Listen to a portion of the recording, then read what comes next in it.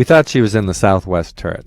Durwood Oak Jones, keeping one hand on the stick, pointed out the helicopter's open hatch. "Meet you on the Danube?" he said. I nodded, tugged my parachute straps twice, and jumped. The Bratislavanian night sky felt raw and brisk and live. I stayed in free fall for just a beat, enough for Durwood and the chopper to veer away north before pulling my cord. As the chute exploded above, the harness gouged my armpits and neck. I weathered the shock, then sighted Anais's, or what we hope was Anais's, turret.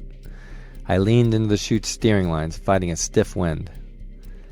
The palace was officially a museum, but Anais and I, after a months-long deep cover job, had discovered the rebel activity. We'd sniffed out their secret doomsday weapon. 48 hours ago, my cover blew, but she'd stayed behind and gotten the schematics. I landed on the turret's cone, smack, a bug against a concrete windshield. Below me, a guard emerged. He looked left, right, down. Before he could look up, I jumped him from above. My loafers drove into the crown of his head.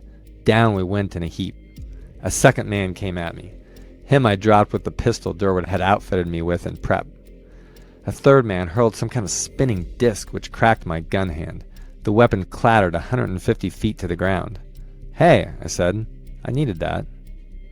The rebel glowered at me, crab-stepping, closing the gap between us.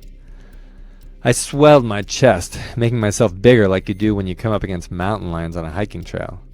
Except this cat wasn't buying. He forced me to the edge of the turret. I felt a stony rail biting into my back. I was about to go flying again, and this time without a chute.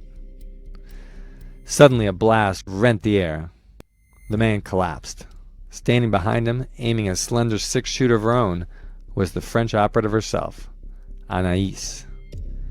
She lowered the gun and approached, hips jutting. "Where is the pickup?" I inclined my head west. "Durwood's heading down to the Danube, but first I'll need to get rid of the helicopter."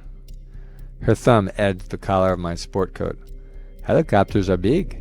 This will take time."